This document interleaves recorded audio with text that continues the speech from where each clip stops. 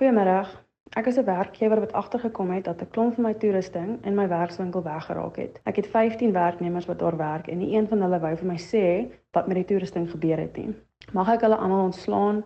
Mag ek 'n poligraaf doen? Hoe gaan ek uitvind wie verantwoordelik was vir die diefstal van my toerusting?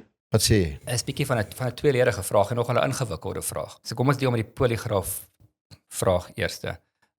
Werkgewer mag 'n poligraaf doen, maar die bewyswaarde van die poligraaftoets is bitter min. Die arbeidshof het dit al vergelyk om 'n muntstuk op te skiet.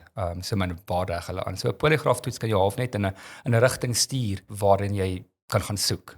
Maar dis nie direkte getuienis nie. So jy kan nie net op gebaseer op dit enige afleidings maak of enigiemand afdank nie. In terme van die tweede gedeelte van of jy almal kan afdank, ons praat hierso van 'n tipe van groepsmisdryf. Wat jy nie weet wie die skuldige is nie, jy weet dis een persoon of twee persone of dalk die hele groep, maar jy weet nie, kan dit nie bewys nie. So daar's 3 tipes groepsmisdrywe wat ons kan klassifiseer. Die eerste een wat ons noem 'n common purpose. So dit is waar 'n klomp persone hulle self vereenselwig met 'n spesifieke doel. Met ander woorde, iemand word aangerand en daar's 'n klomp mense rondom wat nie deelneem aan die aanranding nie, maar wat die persone aan het om dit te doen. So alhoewel hulle nie self die aanranding gepleeg het nie, het hulle self vereenselwig daarmee. En hulle kan almal skuldig bevind word aan aanranding op die common purpose leerstuk. Die tweede scenario is wat hulle noem team misconduct. Waar jy 'n span het en dit gebeur baie in also in retail sektore waar jy verliese het aan voorraad en dit vermoed word dat almal betrokke moet wees, maar jy kan nie vasstel wie dit is nie. So jy weet jy almal is betrokke, jy kan nie spesifiek vasstel wat 'n spesifieke persoon is of hulle het geweer daarvan en dan kan jy hele groep afdank.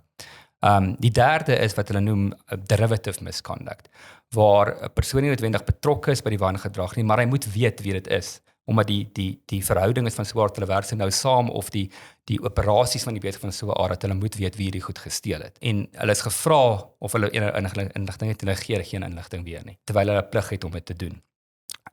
Dit in my insiens sal in hierdie geval van toepassing wees. Dan kan jy daai persone ook afdank, die hele groep van grond van derivative misconduct, want hulle weet wie dit is en hulle openbaar dit nie. So ek dink hierdie geval sou derivative misconduct van toepassing wees. Maar dit is 'n komplekse ding. Dit is baie kompleks en glad nie maklik. En as dit 'n situasie is wat 'n werkgewer se hele werksmag betrokke is dit benewens kompliseerd, kan enorme konsekwensies vir die maatskappy hê. Absoluut. Ook finansiëel as die ding skeefloop later. Veral as jy gespesialiseerde persone het wat jy nie van ontslae kan raak nie, dan is dit nogal 'n tammeletjie. Ja.